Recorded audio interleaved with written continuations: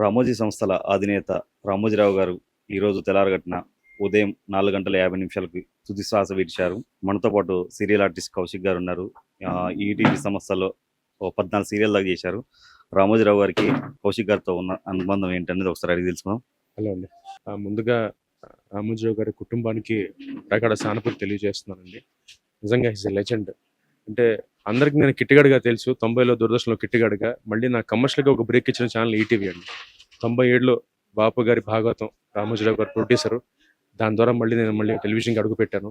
So అక్కడి నుంచి వాళ్ళు నాకు బ్యాక్ టు బ్యాక్ దాదాపు 14 సీరియల్స్ ఇచ్చారు. ఇవాళ నేను సగర్వంగా చెప్పుకుంటాను. అంటే నాకు ఒక కారు, ఒక ఇల్లు నాకు ఉందంటే దానికి కారణం ఈటీవీ అండి, రామోజీరావు గారు. అంతే నాలాంటి వాళ్ళకి ఎంతో మందికి, అంటే బ్యాక్గ్రౌండ్ లేకుండా వచ్చిన వాళ్ళకి, టాలెంట్ ఉన్న వాళ్ళకి ఎంతో మందిని, కొన్ని వేల మందిని రామోజీరావు గారు ప్రోత్సహించారండి. ఇవాళ ఆయన మన మధ్య లేకపోవడం చాలా బాధాకరం. కాకపోతే ఆయన జీవితం ఒక గుణపాఠం, ఒక ఎగ్జాంపుల్, ఒక ఇన్స్పిరేషన్ అండి. అంటే పాపం ఆయన ఎంతో కష్టపడి, అంటే నేను విన్నాను ఆయన గురించి, సైకిల్ మీద ఆయన స్టార్ట్ చేశారు కెరీర్ని, పేపర్లు వేస్తూ. అక్కడి నుంచి రామోజీ ఫిల్మ్ సిటీని పెట్టి ఇవాళ ఒక పెద్ద సంస్థని క్రియేట్ చేసి ఆయన కొన్ని లక్షల మందికి ఉపాధి కల్పిస్తున్నారు. అంటే అది మామూలు విషయం కాదు. అంటే మన భారతదేశం గర్వించదగ్గ ఒక గొప్ప ఇండస్ట్రియలిస్టు, మహానుభావుడు, మేధావి శ్రీ రామోజీరావు గారు. ఎన్నిసార్లు కలిసారు? 2-3 సార్లు ఆయన కలిసి ఆయనతో మాట్లాడానండి. మనం అంటాం కదా మామూలుగా లివింగ్ ఎన్సైక్లోపీడియా అని. అంటే ఆయనకి అన్నింటి మీద అవగాహన ఉందండి. నేను అనుకున్నా బహుశా టీవీ చూడరేమో అని. ఆయన అప్పుడప్పుడు టీవీ కూడా చూస్తారు. అంటే సినిమాలు, ఆయన పేపరు, మిగతా వ్యాపారాల్లో ఎంత బిజీగా ఉన్నా కూడా ఆయన టీవీ కూడా చూస్తూ ఉంటారు. సో నిజంగా నాకు చాలా సంతోషం వేసింది. ఆయన అంటే చూడంగానే గుర్తుపట్టేప్పటికి చాలా ఆనందం వేసిందండి. సో అలాంటి మహానుభావుడు ఈరోజు మన మధ్య లేకపోవడం నిజంగా బాధాకరం. మంచి మూమెంట్స్ ఏమున్నాయండి? నాకు నా కెరీర్లో ఆల్మోస్ట్ 14 సీరియల్స్, అంటే సగం కెరీర్ అక్కడేనండి. అంటే నాకు బాగా నచ్చిన విషయం ఏంటంటే, నచ్చిన గుణం ముఖ్యంగా రామోజీరావు గారు కానీ, ఈటీవీ కానివ్వండి, టాలెంట్ని ప్రోత్సహిస్తారండి. అంటే ఒక మనిషిలో టాలెంట్ ఉంటే వాళ్ళని పైకి తీసుకొస్తారు. మిగతా ఏం చూడరు, టాలెంట్ ఉందా లేదా అంతే. దానికి నేనే ఎగ్జాంపుల్.